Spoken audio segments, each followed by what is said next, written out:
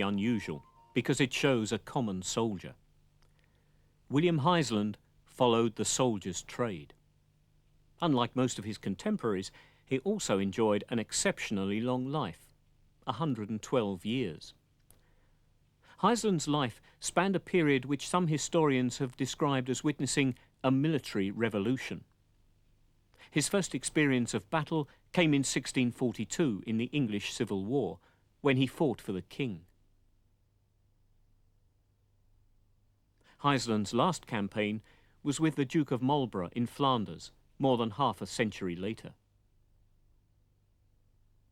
I want to look in detail at the trade of the 17th century soldier, and to look at how the trade changed and how the tradesmen were treated by their employers. It may be that historians tend to be a little too free with the word revolution, but there's no question that there were significant developments on the battlefield and in the treatment of veterans during the second half of the 17th century. First, what happened on the battlefield? This is a contemporary illustration of the Battle of Rocroi, where the French Duc d'Enghien won a decisive victory against the Spanish on France's eastern frontier in 1643.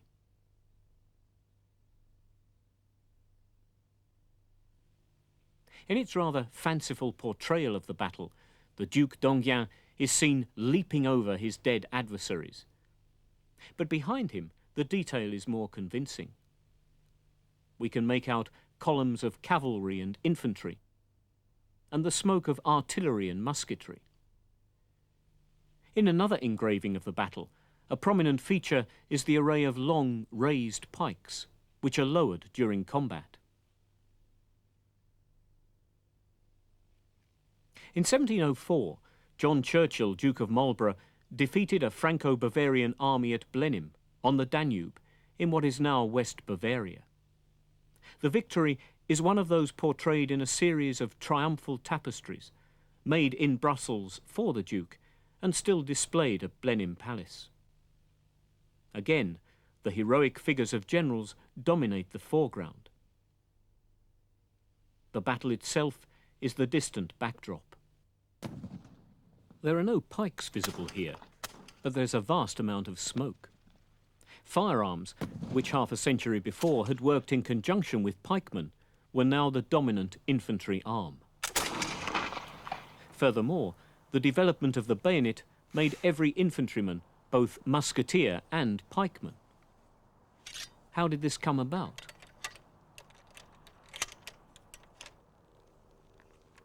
In the early part of the 17th century, as we've already seen at the Battle of Rocroi, infantry consisted of two arms, musketeers and pikemen.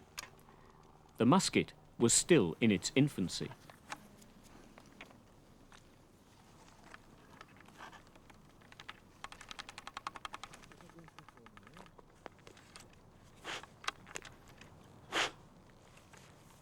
The musketeer carried a bandolier with wooden tubes, each tube containing sufficient gunpowder for one shot.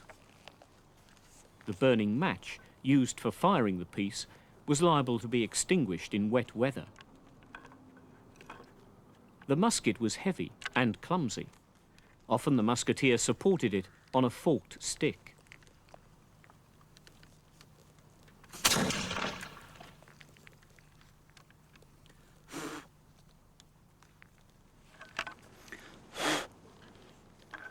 Pikemen were always in the majority on the battlefield.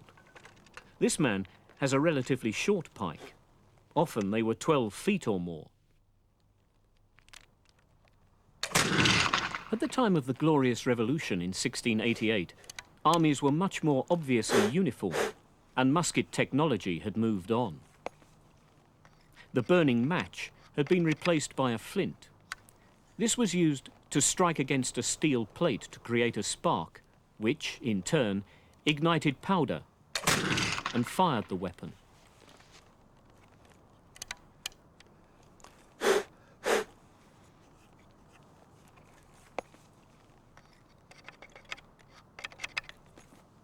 The infantryman now carried his cartridges in a box slung at the side of his uniform. He had to bite open his cartridge, each containing a mixed measure of powder and a spherical lead ball about ½ an inch in diameter. These were then rammed down the barrel, and the cartridge paper acted as wadding.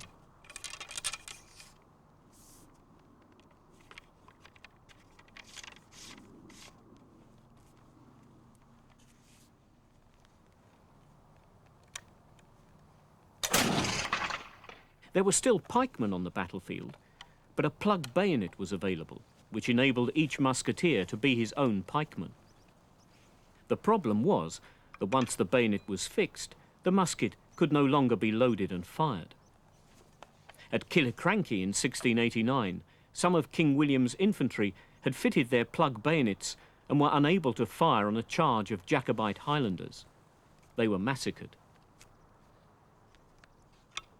By the end of the century, this problem had been solved with the ring bayonet, which slotted over the end of the barrel. The ring bayonet enabled the infantryman to load and fire, while still prepared to resist cavalry with bayonets and to engage in hand-to-hand fighting.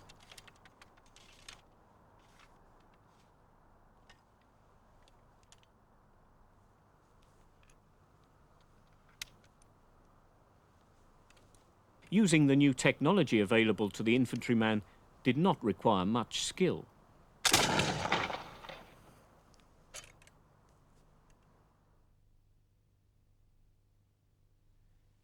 In the same way that the infantry required discipline rather than skill, so with the artillery. This is the basic field piece of the period, the Saker, which fired a 6-pound projectile. Run back the piece! Either a cannonball or canister shot. Canister was a bag of small projectiles, such as musket balls, which could be fired at short range into infantry or cavalry. Clear away! Worm your piece! Each man had his own particular task. Cleaning the barrel after it had been fired, to ensure that no smouldering debris caused a premature discharge.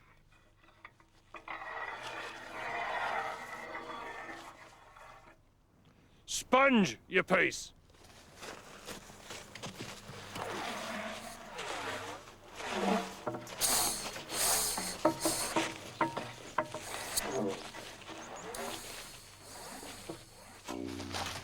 Piece sponged! Cartridge! Load with cartridge.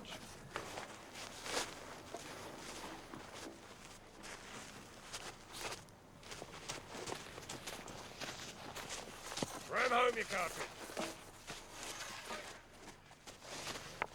Wadding! Ram home the wadding.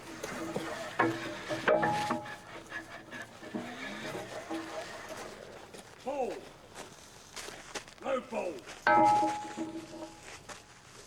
Ram home the ball. With or well. 1, 2, 3, 4.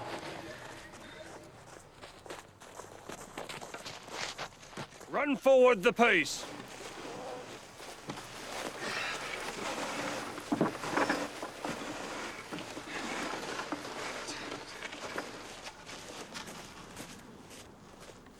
Elevate your piece. Maximum elevation. But only the gun captain was required to employ the simple geometrical equipment for aiming the gun. Depress the muzzle.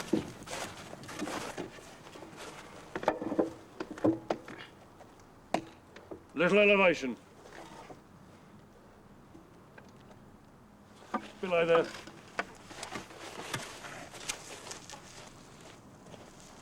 Frickin' prime.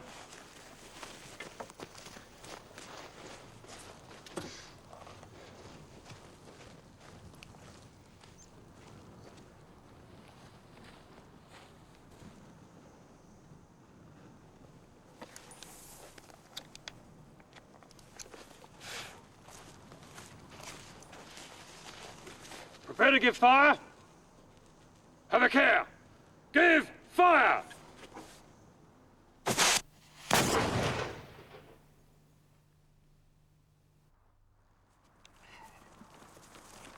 Halt. Stand. Down. The small mortar used in sieges, the Cohorn mortar, was also relatively simple to use. The geometry was little more than a plumb line, measured against stakes and a significant point of target, possibly a church steeple. Away from you. Steady.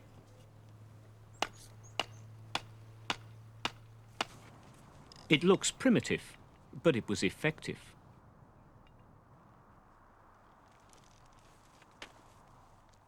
Okay. All of the military technology was simple, but the results could be devastating.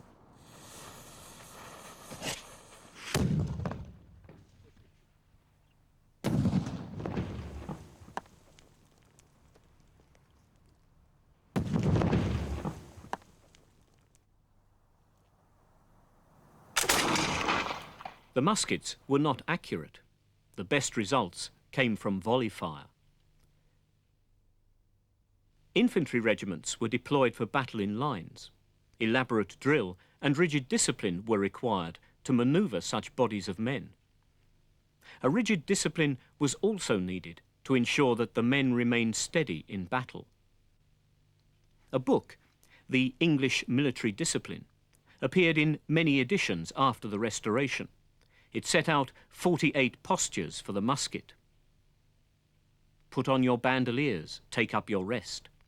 Take up your match, handle your musket. Order your musket, give rest to your musket. Open your pan, clear your pan. Poise your musket and recover your rest. Give your rest to your musket.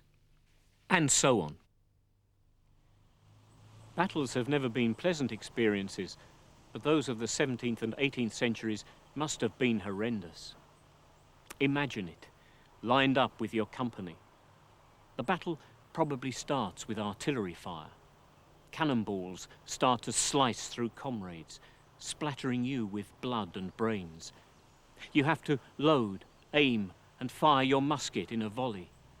Your mouth, nose, and eyes fill with acrid smoke and gunpowder.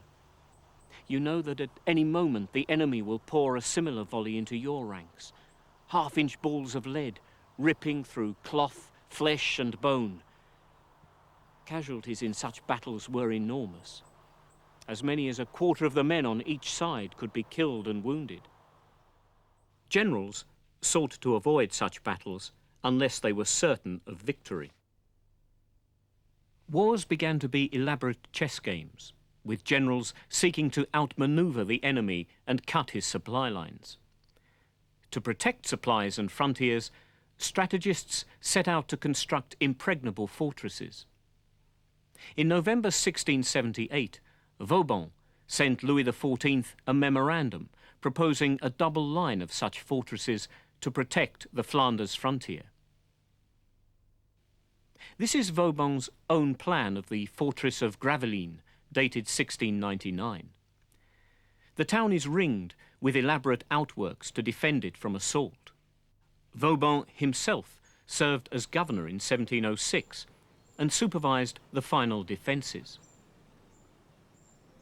Such forts had squat, solid bastions, with two sides jutting outwards to enable a steady fire to be maintained against attackers.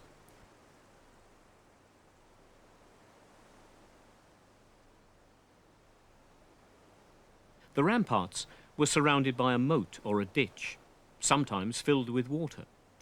The ditch could create problems for an attacking force seeking to dig under the ramparts in order to explode a charge beneath the walls.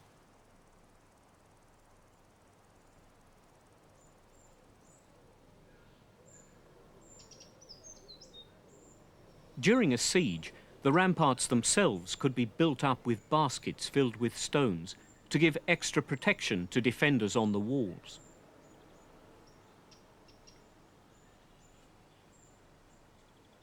Outside the main city walls is a further ring of fortifications. These included large, triangular, flat and V-shaped bastions surrounded by a complex of waterways. Troops could be positioned on these bastions to defend the city and strategically retreat, if necessary, into the main walls.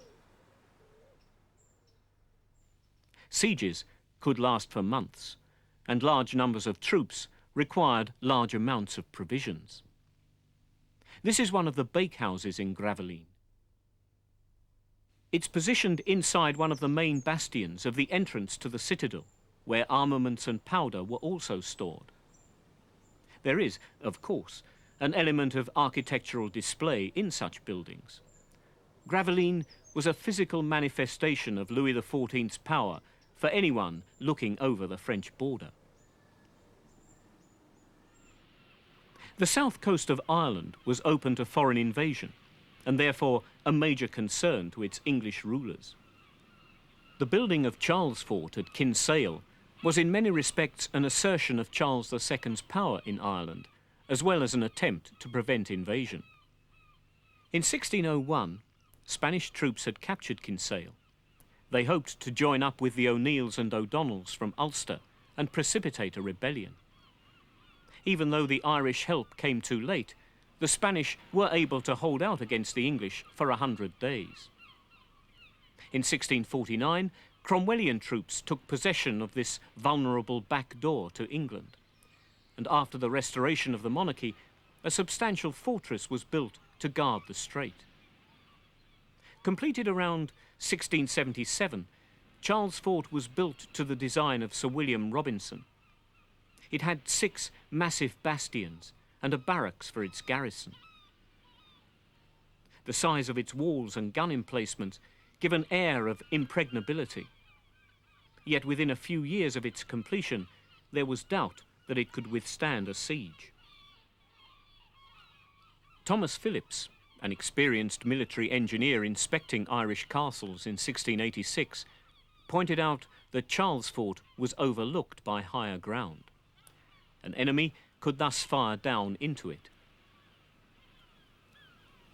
In the Jacobite War of 1689-90, Charles Fort, loyal to James II, fell to Marlborough after only 13 days.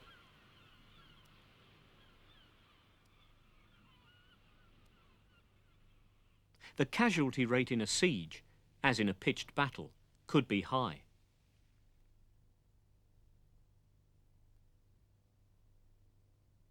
Even though your chances of survival if you were hit were slim, there were plenty of one-eyed, one-armed, one-legged veterans around in the 17th century. And towards the end of the century, there was an increase in the number of men just too old or too worn out by campaigning for further use. What was to be done with them? It was feared that those who were still fit could turn to crime, while others would be a burden on their parishes as paupers, or a burden on whoever they met as beggars.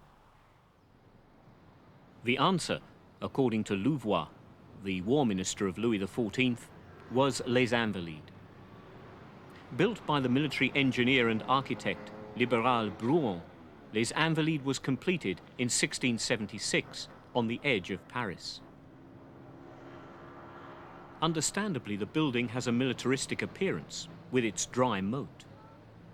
It's also a celebration of Louis XIV as a military leader, significantly portraying him as a Roman general. Indeed, there's not much here reflecting the style of 17th century war, but much stressing the classical accoutrements of warfare. Les Invalides was designed for some 2,000 men. The idea was that after years in the Royal Armies, veterans should be able to end their days in productive labour, protected from the uncertainty of the labour market. Unfortunately, Louis XIV's wars left so many veterans that the rooms intended as workshops were soon taken over as dormitories. There's a monastic element in the cloisters. But of course, cloisters were also a boon to old soldiers in bad weather. The monastic element continued the tradition whereby a few of the best old soldiers were taken in by the religious orders. At Les Invalides, the spiritual needs of old soldiers were provided for by a large chapel. The huge dome of this chapel dominates the whole structure. British monarchs followed the French lead. In 1679, Charles II put a levy on the pay of his Irish army to build a refuge for men who, and I quote, by reason of age, wounds or other infirmities, since their first coming into our army, are grown unfit to be any longer continued in our service.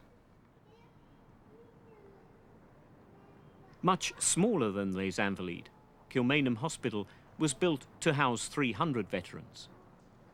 Here they lived, 4 to a room and 2 to a bed. Kilmainham was built by Sir William Robinson, the architect of Charlesfort. It's in a classical style, but a lot more restrained than Les Invalides. But like Les Invalides, courtyard, cloister and chapel are central to the design, although there is a general absence of military symbols.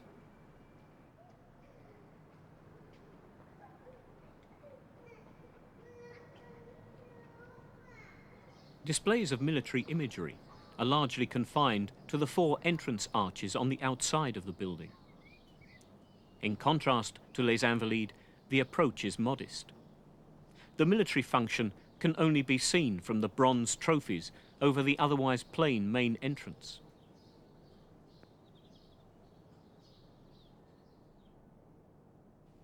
In the Great Hall, the panel over the doors to the chapel is decorated with symbols of music and the arts. Perhaps this is meant to suggest a life of harmony and peace after years of roughing it in the army.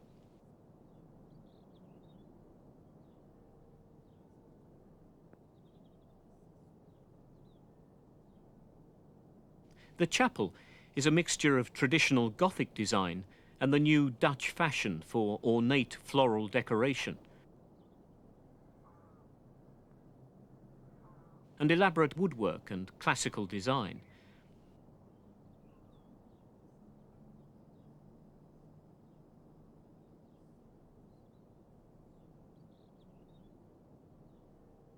A few years after Kilmainham, Sir Christopher Wren designed Chelsea Hospital.